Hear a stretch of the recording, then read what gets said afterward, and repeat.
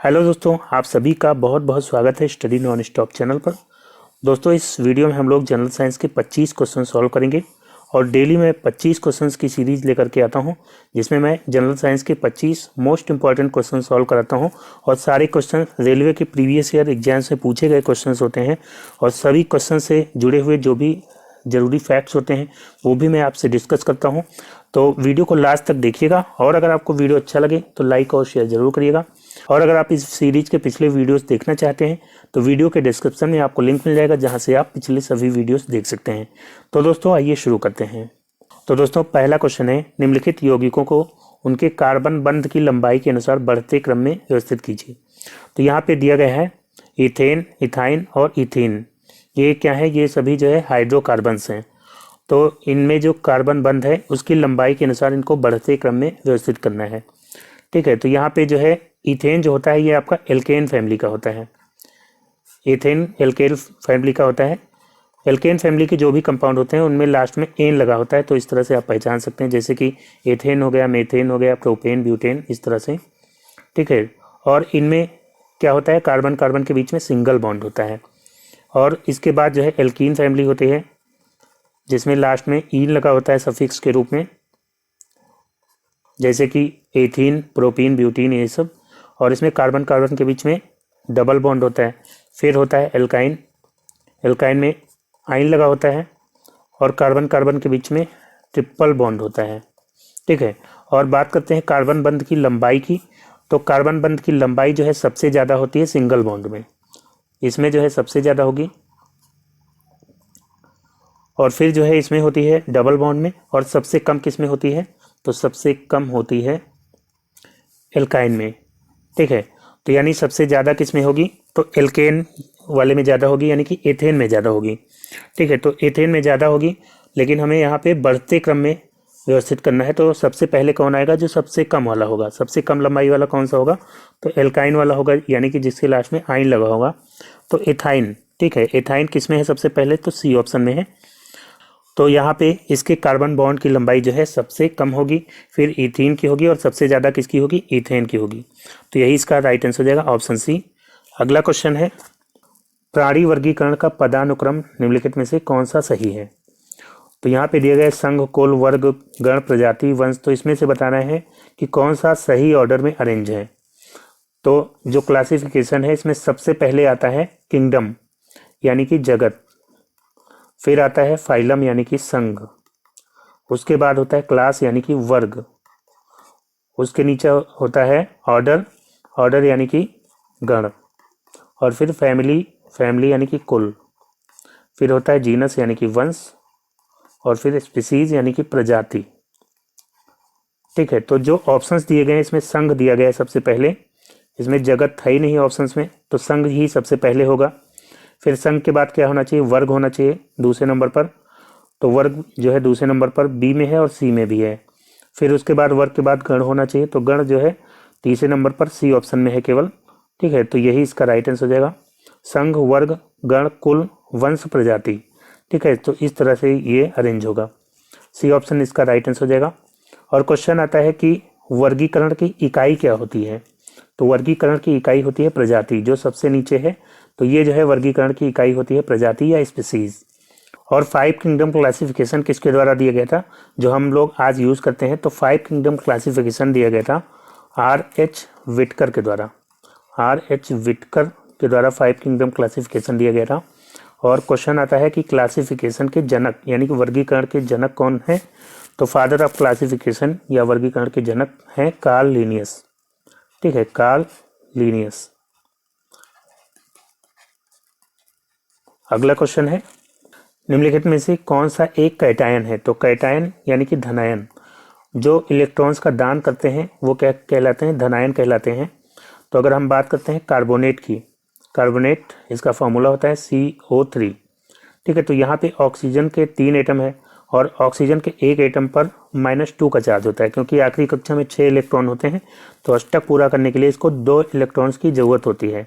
ठीक है, तो ये किसी से 2 इलेक्ट्रॉन ग्रहण करेगा और -2 का चार्ज है एक ऑक्सीजन पर, तो 3 एटम है तो -6 का चार्ज होगा ऑक्सीजन के तीनों एटम पर, और कार्बन का एक एटम है तो कार्बन पर जो है +4 का चार्ज होगा। ठीक है, तो -6 और +4 यानी कि टोटल पर जो है -2 का चार्ज होगा। ठीक है, टोटल पर -2 का चार्ज होगा, यानी कि ये क्या है, ये जो है ऋणायन हो जाएगा, ये ऋणायन होगा। और हाइड्रोक्साइड यानी कि OH, तो OH पर -1 का चार्ज होता है। इसी तरह से आप चाहें तो निकाल भी सकते हैं इसका भी, तो OH पर -1 का चार्ज होता है। नाइट्रेट की बात करें तो NO3, और इस पर भी -1 का चार्ज होता है। अमोनियम की बात करते हैं तो NH4।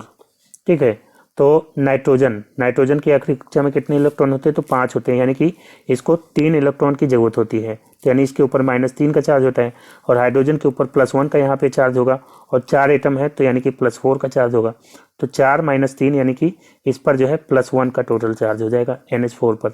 ठीक है, तो यहाँ पे धनायन कौन हो जाएगा, अमोनियम ही धनायन हो जाएगा। अगला क्वेश्चन है, जल के कितने अणु कॉपर सल्फेट के एक अणु में उपस्थित रहते हैं। तो कॉपर सल्फेट, इसका फॉर्मूला होता है CuSO4.5H2O। ठीक है, तो यहाँ पे जो 5H2O है यानी कि वाटर के जो 5 मॉलिक्यूल्स हैं, इनको कहते हैं क्रिस्टलीकरण का जल। ठीक है, और ये CuSO4 यानी कॉपर सल्फेट, ये इसको कहते हैं नीला थोथा या ब्लू विट्रॉयल कहते हैं। ठीक है, तो यहाँ पे बताना है कि एक अणु में कितने वाटर के मॉलिक्यूल्स हैं, तो यहाँ पे 5 मॉलिक्यूल्स हैं, तो ए ऑप्शन इसका राइट आंसर हो जाएगा। ठीक है, अगर इसको गर्म करते हैं तो क्या होता है, तो इसका जो कलर होता है नीला, वो उड़ जाता है और ये सफ़ेद रंग का हो जाता है। ठीक है, अगला क्वेश्चन है, यदि 50 वाट का एक बल्ब 1000 जूल ऊर्जा का उपभोग करता है तो बल्ब द्वारा लिया गया समय क्या होगा। तो जो पावर होती है, इलेक्ट्रिक पावर, ये किसके बराबर होती है, E/T। E यानी कि एनर्जी और T यानी कि टाइम। ठीक है, तो यहाँ पे पावर दिया गया है 50 वाट। ठीक है, और एनर्जी कितना दिया गया है, 1000 जूल, और टाइम हमें निकालना है। तो टाइम इक्वल टू क्या हो जाएगा, टाइम इक्वल टू हो जाएगा 1000/50। ठीक है, तो 5 से ये जाएगा 20 बार, तो यानी कि 20 सेकेंड जो है टाइम आ जाएगा। तो ऑप्शन डी यहाँ पे राइट आंसर हो जाएगा, 20 सेकेंड। अगला क्वेश्चन है, वॉशिंग सोडा के एक अणु में जल के कितने अणु उपस्थित होते हैं। तो वॉशिंग सोडा, इसका फॉर्मूला क्या होता है, तो Na2CO3.10H2O, ये होता है इसका फॉर्मूला, जिसको धावन सोडा या वॉशिंग सोडा या सोडियम कार्बोनेट कहते हैं। ठीक है, तो इसमें वाटर के कितने मॉलिक्यूल्स हैं, तो 10 मॉलिक्यूल्स हैं, तो ए ऑप्शन इसका राइट आंसर हो जाएगा। और इसको क्या कहेंगे, जो वाटर के मॉलिक्यूल्स हैं इसको कहेंगे क्रिस्टलीकरण का जल। ठीक है, क्वेश्चन आता है कि वॉशिंग सोडा का फॉर्मूला क्या होता है, तो ये जो है इसका फॉर्मूला होता है Na2CO3। ये क्या होता है, तो ये होता है सोडा ऐश, इसको कहते हैं सोडा ऐश। अगर क्वेश्चन आता है कि वॉशिंग सोडा का फॉर्मूला क्या होता है और ऑप्शन में ये नहीं दिया गया है, Na2CO3.10H2 ये नहीं दिया गया है, ये दिया गया है, तो हम इसी को टिक कर देंगे। ठीक है, अगर दोनों दिया गया है तब जो है यही फॉर्मूला हम यहाँ पे टिक करेंगे। ठीक है, अगला क्वेश्चन है, नीचे दिए गए तत्वों में से कौन सा आकार में सबसे छोटा है। तो जो यहाँ पे तत्व दिए गए हैं इसमें आकार में सबसे छोटा बताना है कौन सा है, दिया गया है सोडियम। तो अगर हम सोडियम का इलेक्ट्रॉनिक विन्यास करते हैं तो सोडियम का परमाणु क्रमांक कितना होता है, 11 होता है, और इलेक्ट्रॉनिक विन्यास क्या हो जाएगा, 2 8 2 8 10 1 11। ठीक है, मैग्नीशियम का करेंगे तो 12 होता है इसका परमाणु क्रमांक, और इलेक्ट्रॉनिक विन्यास हो जाएगा 2 8 10 2 12। एल्यूमिनियम का 13 होता है, तो इसका इलेक्ट्रॉनिक विन्यास हो जाएगा 2 8 10 3 13। ठीक है, तो 3 कक्षाएं हैं तीनों की, तो यानी कि ये किस पीरियड के तत्व हैं, तो ये तीसरे आवर्त के तत्व हैं, 3rd पीरियड के जो है तीसरे आवर्त के ये तीनों तत्व हैं। ठीक है, तो जब हम आवर्त में, पीरियोडिक टेबल जो है उसमें आवर्त में जब हम बाएं से दाएं यानी कि लेफ्ट से अगर राइट जाते हैं तो परमाणु आकार क्या होता है, घटता है। ठीक है, और अगर ऊपर से नीचे आते हैं, ऊपर से अप से अगर हम डाउन आते हैं तो परमाणु आकार क्या होता है, बढ़ता है। तो ये चीज़ आप याद रखिएगा। तो यहाँ पे लेफ्ट में जो है कौन होगा, सोडियम होगा, तो यानी कि सोडियम का आकार क्या होगा, सबसे बड़ा होगा, क्योंकि लेफ्ट से राइट क्या होता है, घटता है, तो लेफ्ट में बड़ा होगा, राइट में जो है कम होगा। तो सबसे राइट में इसमें कौन सा होगा, तो एल्युमिनियम होगा। ठीक है, तो एल्युमिनियम का जो है परमाणु आकार सबसे छोटा होगा, तो सी ऑप्शन इसका राइट आंसर हो जाएगा। अगला क्वेश्चन है, निम्नलिखित में से कौन सा गुण द्विबीजपत्री पौधों का एक गुण नहीं है। तो जो फूल वाले पौधे होते हैं, एक होते हैं एक बीजपत्री और एक होते हैं द्विबीजपत्री। एक बीजपत्री को कहते हैं मोनोकोटिलिडन्स और द्विबीजपत्री को कहते हैं डाइकोटिलिडन्स।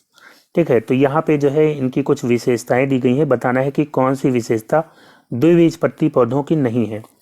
तो जो द्विबीजपत्री पौधे होते हैं, अगर उनकी पत्तियों की बात करें तो उनकी जो पत्तियां होती है उसमें सिरा विन्यास जालीदार होता है। यहाँ पे आप देख सकते हैं, ये जो है द्विबीजपत्री पौधे की पत्ती है, इसका जो सिरा विन्यास है यहाँ पे आप देख सकते हैं जालीदार है। ठीक है, और जो एक बीजपत्री पौधे होते हैं उनका सिरा विन्यास कैसा होता है, तो समांतर होता है इस तरह से।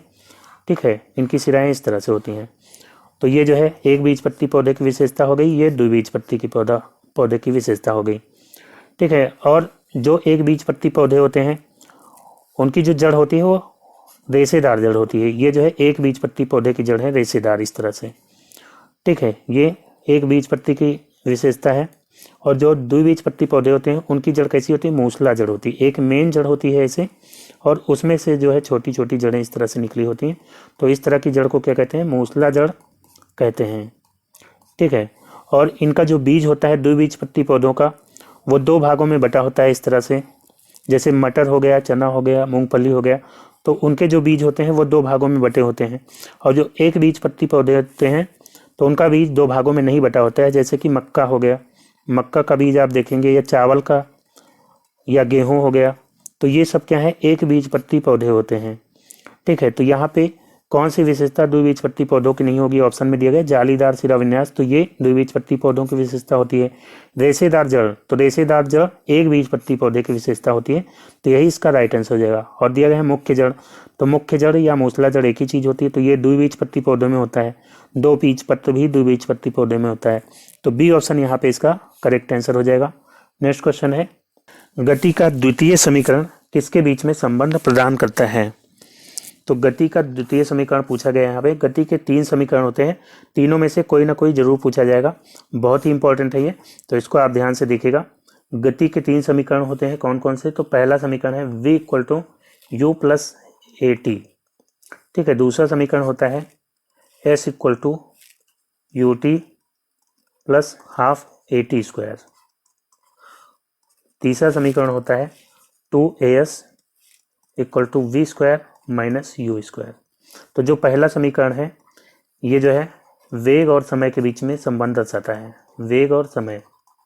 ठीक है, ये जो है v क्या हो जाता है, वेग हो जाता है, अंतिम वेग u होता है प्रारंभिक वेग, और a क्या होता है, त्वरण होता है, जिसमें वेग और टाइम दोनों होता है, और t क्या होता है, समय होता है। तो ये जो है पहला समीकरण वेग और समय के बीच में संबंध दिखाता है। और s यहाँ पे क्या है, तो s होता है विस्थापन या स्थिति या दूरी हम कह सकते हैं, तो ये स्थिति हो गई, और यहाँ पे t है टाइम। ठीक है, तो ये जो है स्थिति और समय के बीच में संबंध दर्शाता है। और तीसरा समीकरण की बात करते हैं, तो यहाँ पे s क्या है, s आपको पता है कि ये स्थिति है, स्थिति या दूरी, और v² या u² ये क्या है, वेग का स्क्वायर।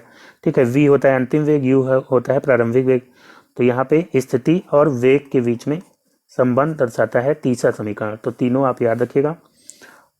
तो यहाँ पे राइट आंसर क्या हो जाएगा, दूसरे समीकरण का पूछा गया तो स्थिति और समय, स्थिति समय, डी ऑप्शन इसका राइट आंसर होगा। नेक्स्ट क्वेश्चन है, जब कॉपर ऑक्साइड को हाइड्रोजन के साथ गर्म किया जाता है तो तांबा धातु और जल का निर्माण होता है, तो इस अभिक्रिया में हाइड्रोजन के साथ क्या होता है। तो कॉपर ऑक्साइड यानी कि CuO, ठीक है, कॉपर ऑक्साइड हो गया ये, और इसकी क्रिया होती है हाइड्रोजन से, तो बनता है कॉपर साथ में H2O। ठीक है, तो यहाँ पे बताना है हाइड्रोजन के साथ क्या होता है। तो हाइड्रोजन यहाँ पे है, और यहाँ पे आप देखेंगे तो हाइड्रोजन के साथ ऑक्सीजन ऐड हो गई। तो ऑक्सीजन ऐड होने का मतलब कि यहाँ पे ऑक्सीकरण हो गया, ऑक्सीडेशन। ठीक है, और यहाँ पे कॉपर के साथ ऑक्सीजन थी, और जो कि यहाँ पे रिमूव हो गई। ठीक है, तो यहाँ पे क्या हो गया, अपचयन यानी कि रिडक्शन, अपचयन यानी कि रिडक्शन। तो यहाँ पे ऑक्सीकरण और अपचयन दोनों हो रहा है, यानी कि ये कैसी अभिक्रिया है, तो रिडॉक्स रिएक्शन है। ये कैसी अभिक्रिया है, तो रिडॉक्स रिएक्शन है, जहाँ पे ऑक्सीकरण और अपचयन दोनों होता है, उसको क्या कहते हैं, रिडॉक्स रिएक्शन कहते हैं। ठीक है। लेकिन यहाँ पे पूछा क्या गया है, हाइड्रोजन के साथ क्या हो रहा है, तो हाइड्रोजन का क्या हो रहा है, ऑक्सीकरण हो रहा है। ठीक है, तो डी ऑप्शन इसका राइट आंसर हो जाएगा, ऑक्सीकरण। अगला क्वेश्चन है, निम्नलिखित 3 तत्वों में से किसका सबसे बाहरी सेल भरा है। तो सबसे बाहरी सेल जो है कंप्लीट किसका होता है, 18वें ग्रुप के तत्वों का। 18वें ग्रुप के जितने भी तत्व होते हैं तो सबसे ऊपर होता है हीलियम होता है, उसके बाद जो है नियॉन होता है, हीलियम नियॉन, इसकी शॉर्टिक होती है हीना, नीना और करीना की जीरोक्स रानी। ठीक है, helium, neon, organ, krypton, xenon और रेडॉन। ठीक है, तो इसमें हीलियम की बाहरी कक्षा में 2 इलेक्ट्रॉन होते हैं, बाकी सबकी बाहरी कक्षा में 8-8 इलेक्ट्रॉन होते हैं। ठीक है, सबकी बाहरी कक्षा में आउटर मोस्ट शेल में 8-8 इलेक्ट्रॉन होते हैं। तो यानी कि इनकी कक्षाएं क्या होती हैं, पूर्ण होती हैं, इनको और इलेक्ट्रॉन्स की ज़रूरत नहीं होती है, और इसीलिए ये जो होती हैं ये क्या होती हैं, अक्रिय तत्व होते हैं, अक्रिय गैसें होते हैं सभी की सभी। ठीक है, तो 18वें ग्रुप को अक्रिय गैसों का ग्रुप भी कहते हैं, और क्योंकि इनको जो है और इलेक्ट्रॉन की ज़रूरत नहीं होती है तो इसको जीरो ग्रुप भी कहते हैं, या नोबल गैसेस भी कहते हैं, या इनर्ट गैसेस भी कहते हैं। ठीक है, तो इसमें हीलियम, नियॉन और ऑर्गन, ये वाला ऑप्शन सही हो जाएगा, क्योंकि 18वें ग्रुप के ये तीनों तत्व हैं, तो इनकी जो है बाहरी कक्षाएं क्या होंगी, पूर्ण होंगी। ठीक है, तो ए ऑप्शन इसका राइट आंसर हो गया। अगला क्वेश्चन है, एक लेंस की पावर -2.5 डायोप्टर है, तो लेंस का प्रकार और इसकी फोकस लंबाई कैसी होगी। तो जो लेंस की पावर होती है ये जो है 1/f के बराबर होती है, यानी कि 1/ फोकस लंबाई के बराबर होती है। ठीक है, तो यहाँ पे पावर दिया गया है 2.5 डायोप्टर, माइनस में ये किसके बराबर है, 1/f के बराबर है।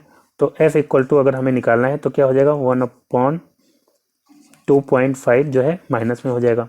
पॉइंट अगर हटाएंगे तो यहाँ पे 0 लग जाएगा। 25 से जो है अगर 10 को भाग करना है तो यहाँ पे पॉइंट लगा के एक और 0 बढ़ाना पड़ेगा, 25 चौके 100। ठीक है, तो यानी कि 0.4 मीटर, और ये कैसे आएगा, माइनस में आएगा। ठीक है, तो 0.4 मीटर ये आ गई फोकस लंबाई, यानी कि f का मान। ठीक है, तो अगर फोकस लंबाई निगेटिव में होती है तो वो कैसा लेंस होता है, तो वो अवतल लेंस होता है। उत्तल लेंस जो होता है वो पॉजिटिव में उसकी फोकस लेंथ होती है। ठीक है, तो यहाँ पे राइट आंसर क्या हो जाएगा, ए ऑप्शन इसका राइट आंसर हो जाएगा, अवतल लेंस होगा, और इसकी फोकल लेंथ क्या होगी, तो 0.40 मीटर माइनस में होगी। ठीक है, तो वो पावर से भी आप बता सकते हैं कि लेंस जो है उत्तल लेंस होगा या अवतल लेंस होगा।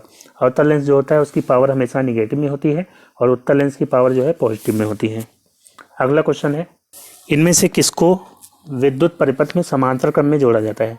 तो समांतर क्रम में किसको जोड़ा जाता है इनमें से, तो वोल्ट मीटर। वोल्ट मीटर जो कि वोल्टेज मापने के काम में आता है, इससे वोल्टेज मापा जाता है, और इसको समांतर क्रम में लगाते हैं सर्किट में।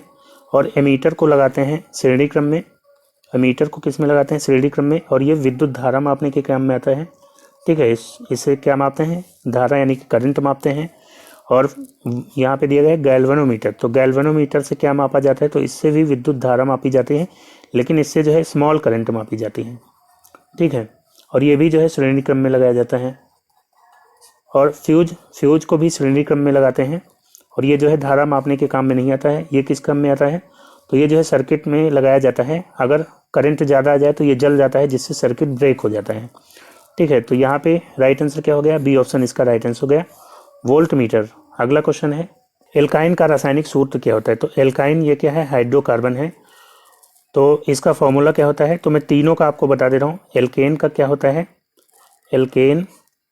एल्केन जिसमें कार्बन कार्बन के बीच में सिंगल बॉन्ड होता है, लास्ट में क्या लगा होगा, एन लगा होगा।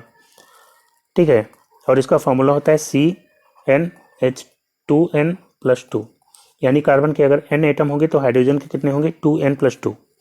और एल्कीन का क्या फॉर्मूला होता है, एल्कीन का होता है कार्बन कार्बन के बीच में क्या होगा, डबल बॉन्ड होगा, और इसका फॉर्मूला होता है CnH2n। और एल्काइन का क्या होता है, एल्काइन का होता है इसमें कार्बन कार्बन के बीच में ट्रिपल बॉन्ड होगा, और इसका फॉर्मूला होता है CnH2n-2। ठीक है, तो आपको अगर किसी भी एल्काइन का फॉर्मूला बताना है, जैसे कि मान लीजिए अगर एल्काइन है तो यानी कि लास्ट में आइन लगा होगा, तो कोई भी ले लेते हैं, जैसे मान लीजिए ब्यूटाइन का आपको बताना है। ठीक है, ब्यूटाइन का बताना है, तो एक चीज़ मैं आपको यहाँ पे और बता दे रहा हूँ। अगर कार्बन का एक एटम होता है तो शुरू में मेथ लगा होता है। ठीक है, कार्बन के अगर 2 एटम होते हैं तो शुरू में क्या लगा होता है, एथ लगा होता है। 3 एटम होते हैं तो प्रोप लगा होता है, 4 एटम होते हैं तो क्या लगा होता है, ब्यूट लगा होता है, 5 एटम होते हैं तो पेंट लगा होता है, 6 एटम होते हैं तो हेक्स लगा होता है, इस तरह से। ठीक है, तो ब्यूटाइन का बताना है तो यहाँ पे कार्बन के कितने एटम होंगे, तो ब्यूट में जो है 4 होते हैं तो कार्बन के 4 एटम होंगे। और यहाँ पे ये क्या होगा, एल्काइन होगा, क्योंकि लास्ट में क्या है, आइन है। तो एल्काइन का फॉर्मूला क्या होता है, CnH2n-2। तो कार्बन के अगर 4 एटम हैं तो हाइड्रोजन के कितने होंगे, 2n-2, यानी कि 4 का दुगना और -2, तो 8 - 2 यानी कि 6। ठीक है, तो C4H6 हो जाएगा। ठीक है, ये हो जाएगा ब्यूटाइन का फॉर्मूला। इसी तरह से किसी का भी निकाल सकते हैं, मान लीजिए हमें निकालना है प्रोपेन का निकालना है, तो प्रोपेन जो है एल्केन होगा। ठीक है, क्योंकि लास्ट में एन लगा है। और कितने कार्बन के एटम होंगे, तो प्रोप में जो है 3 एटम होते हैं। ठीक है, प्रोपेन में जो है कार्बन के 3 एटम होंगे और हाइड्रोजन के कितने होंगे, तो 2n+2। ठीक है, यानी कि 3 दूनी 6 और 2 8, तो हाइड्रोजन के 8 एटम होंगे, तो ये हो जाएगा प्रोपेन। तो यहाँ पे एल्कीन का पूछा गया था तो CnH2n ये फॉर्मूला होता है, तो ए ऑप्शन यहाँ पे राइट आंसर हो जाएगा। अगला एल्काइन का पूछा गया था तो एल्काइन का ये होता है CnH2n-2, तो यहाँ पे कौन सा, बी ऑप्शन इसका सही होगा। अगला क्वेश्चन है, 1 किलोग्राम द्रव्यमान किसी वस्तु में जमीन के सापेक्ष स्थितिज ऊर्जा 2 जूल है जब यह निम्नलिखित ऊंचाई पर होती है। तो यहाँ पे ऊंचाई बताना है और स्थितिज ऊर्जा दी गई है, पोटेंशियल एनर्जी कितनी दी गई है, 2 जूल दी गई है, और द्रव्यमान m दिया गया है 1 किलोग्राम।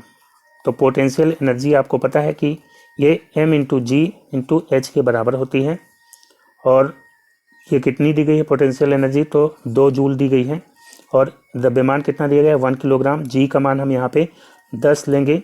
ठीक है, क्योंकि जिस तरह के ऑप्शन है 10 ही लेंगे, और वैसे जी का मान होता है 9.8 मीटर पर सेकेंड स्क्वायर होता है, लेकिन यहाँ पे 10 लेना होगा। ठीक है, यहाँ पे 10 दिया गया था, मैं टाइप करना भूल गया हूँ। जी का मान 10 मीटर पर सेकेंड स्क्वायर ये दिया गया था ऑलरेडी। तो 1 × 10 × h हमें निकालना है, तो h इक्वल टू क्या हो जाएगा, 2/10 हो जाएगा। ठीक है, यानी कि 0.2 मीटर ये ऊंचाई आ जाएगी। तो यहाँ पे राइट आंसर क्या हो जाएगा, डी ऑप्शन इसका राइट आंसर होगा।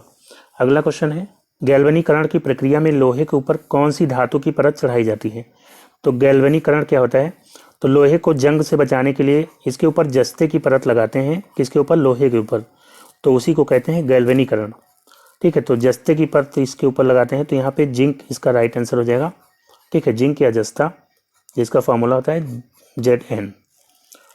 और एक होता है वैल्कनीकरण। तो वैल्कनीकरण क्या होता है, तो वैल्कनीकरण होता है सॉफ्ट रबर को हार्ड बनाने के लिए रबर में जो है सल्फर मिलाया जाता है। ठीक है, सॉफ्ट रबर में क्या मिलाते हैं, सॉफ्ट रबर में सल्फर मिलाते हैं, तो वो बन जाता है हार्ड रबर। तो इसको क्या कहते हैं, इसको कहते हैं वल्कनीकरण। अगला क्वेश्चन है, निम्नलिखित में से कौन सा राइजोम का उदाहरण है। तो राइजोम इसको कहते हैं प्रकंद, हिंदी में कहते हैं प्रकंद। तो इसमें से प्रकंद कौन सा है, तो अदरक जो है प्रकंद होता है। ठीक है, अदरक क्या है, प्रकंद है, जिसको राइजोम कहते हैं। और इसके अलावा हल्दी भी प्रकंद होता है।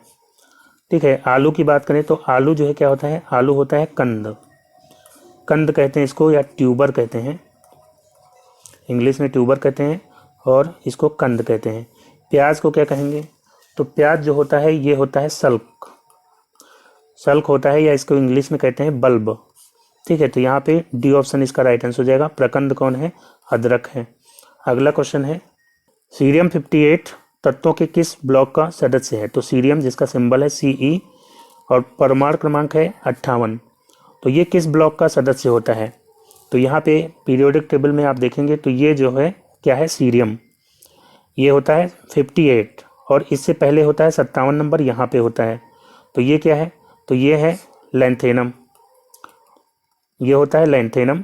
और लैंथेनम के बाद 58 से लेकर के 71 तक जो तत्व होते हैं, सीरियम से लेकर के ल्यूटीनियम तक, इनको कहते हैं लैंथेनाइट सीरीज के तत्व। ठीक है, ये क्या है, लैंथेनाइट सीरीज के तत्व हैं। और इसी तरह से 89 जो है होता है, यहाँ पे आप देखिए ये होता है एक्टीनियम। और एक्टीनियम के बाद 90 से लेकर के थोरियम जो होता है 90 से लेकर के 103 तक, 103 यानी कि लॉरेंसियम तक। ठीक है, तो थोरियम से लॉरेंसियम तक जो तत्व होते हैं उनको कहते हैं एक्टिनाइड। एक्टिनाइड सीरीज के तत्व इनको कहते हैं। और ये दोनों जो है क्या कहलाते हैं, एफ ब्लॉक के तत्व, इनको कहते हैं एफ ब्लॉक के तत्व। ठीक है, तो ये पूछा गया था सीरियम किस ब्लॉक का है, तो ये होगा एफ ब्लॉक के तत्व। और किस सीरीज का है, तो लैंथेनाइड सीरीज का तत्व है। ठीक है, और एफ ब्लॉक के तत्व को कहते हैं अंतः संक्रमण तत्व भी कहते हैं, एफ ब्लॉक को अंतः संक्रमण तत्व कहते हैं। ठीक है, और यहाँ पे जो पहला ग्रुप है और दूसरा ग्रुप है, ये दोनों ग्रुप कहलाते हैं एस ब्लॉक के तत्व। एस ब्लॉक के तत्व कहलाते हैं पहला और दूसरा group, first and second group. और थर्ड ग्रुप से लेकर के यहाँ पे 12वें ग्रुप तक जो भी तत्व होते हैं, ये कौन सा ग्रुप होता है, तो ये होता है डी ब्लॉक, ये होता है डी ब्लॉक। और यहाँ पे 13वें ग्रुप से लेकर के 18वें ग्रुप तक जितने भी तत्व हैं, ये कहलाते हैं पी ब्लॉक के तत्व, ये पी ब्लॉक के तत्व होते हैं। और डी ब्लॉक के बाद पी ब्लॉक और एफ ब्लॉक यहाँ नीचे हो जाता है। तो जो आवर्त सारणी है उसमें 4 ब्लॉक होते हैं, एस, पी, डी और एफ। ठीक है, तो ये चारों मैंने आपको बता दिया है। अगला क्वेश्चन है, निम्नलिखित में से कौन सी भौतिक मात्राओं की कोई इकाई नहीं होती है। तो अगर हम बात करते हैं घनत्व की यानी डेंसिटी की, तो इसकी इकाई होती है किलोग्राम पर मीटर क्यूब। दाब की इकाई क्या होती है, तो दाब की इकाई होती है न्यूटन पर मीटर स्क्वायर। ठीक है, और संवेग की इकाई क्या होती है, तो संवेग की इकाई होती है किलोग्राम मीटर पर सेकेंड। और यहाँ पे सापेक्षिक घनत्व दिया गया है, तो इसकी कोई इकाई नहीं होती है, क्योंकि सापेक्षिक घनत्व क्या होता है, पदार्थ का घनत्व बटे जल का घनत्व। ठीक है, पदार्थ का घनत्व बटे जल का घनत्व होता है, जिसको कहते हैं सापेक्षिक घनत्व, जल का घनत्व। तो यहाँ पे ऊपर और नीचे दोनों क्या है, घनत्व। तो घनत्व की जो यूनिट होती है किलोग्राम पर मीटर क्यूब, दोनों ऊपर और नीचे दोनों होगी, तो दोनों आपस में कैंसिल हो जाती, तो इसलिए इसकी कोई यूनिट नहीं होती। तो यहाँ पे राइट आंसर क्या हो जाएगा, ऑप्शन सी सापेक्षिक घनत्व। अगला क्वेश्चन है, निम्न में से कौन सी यांत्रिक तरंगे हैं। तो यांत्रिक तरंगे या मैकेनिकल वेव्स कौन सी होती है, तो वे तरंगे जिनको चलने के लिए माध्यम की जरूरत होती है, तो उनको कहते हैं यांत्रिक तरंगे। जैसे कि ध्वनि, ध्वनि जो है साउंड, तो इसको चलने के लिए माध्यम की जरूरत होती है, निर्वात में ये नहीं चल सकती। लेकिन जिनको माध्यम की जरूरत नहीं होती है, निर्वात में भी चल सकती हैं, उनको कौन सी तरंगे कहते हैं, तो उनको कहते हैं विद्युत चुंबकीय तरंगे यानी कि इलेक्ट्रोमैग्नेटिक वेव्स कहते हैं। तो यहाँ पे ध्वनि जो है ये कैसी तरंग है, तो ये यांत्रिक तरंग है। और इसके अलावा जो भी हैं वो सभी क्या है, विद्युत चुंबकीय तरंगे हैं। अगला क्वेश्चन है, समय टी के दौरान तार में विद्युत धारा के द्वारा उत्पन्न ऊष्मा का निर्धारण किसके द्वारा किया जाता है।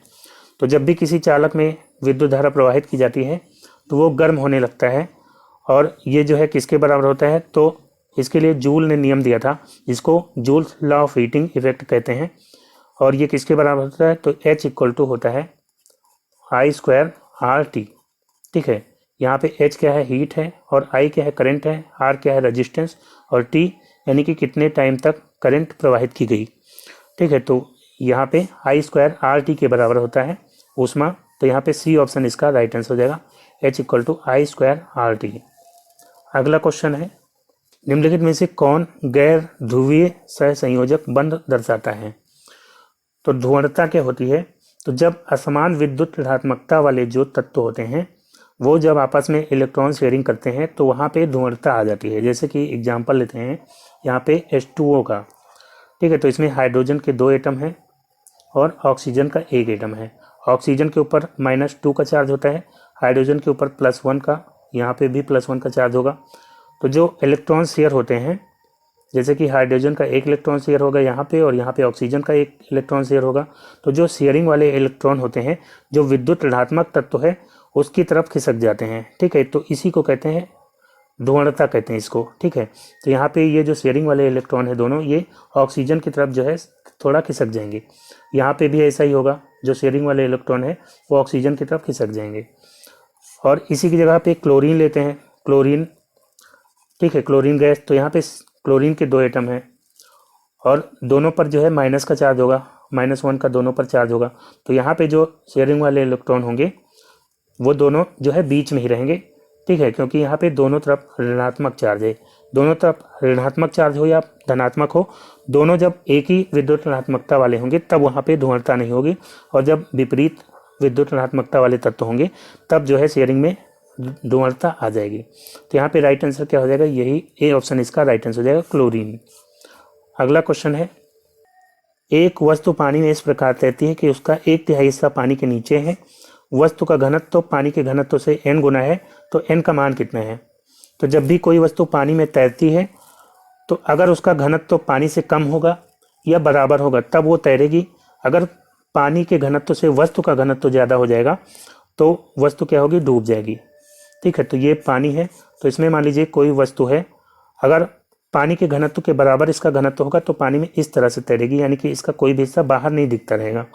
अगर मान लीजिए इस वस्तु का घनत्व पानी के घनत्व से आधा है तो ये वस्तु आधा डूबा रहेगी और आधा तैरती रहेगी, इस तरह से।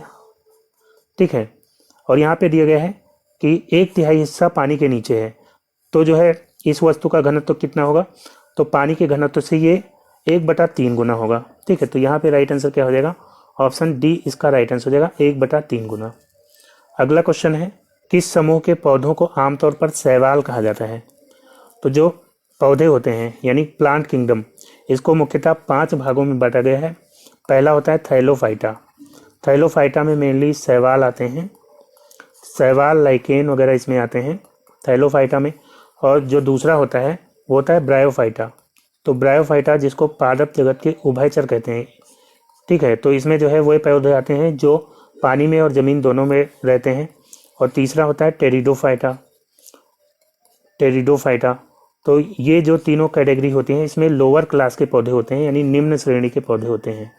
ठीक है, बहुत ही सूक्ष्म पौधे होते हैं। और उसके बाद जो है चौथा होता है वो होता है अनावृत बीजी। अनावृत बीजी यानी कि इनके बीजों पर आवरण नहीं होता, अनावृत बीजी।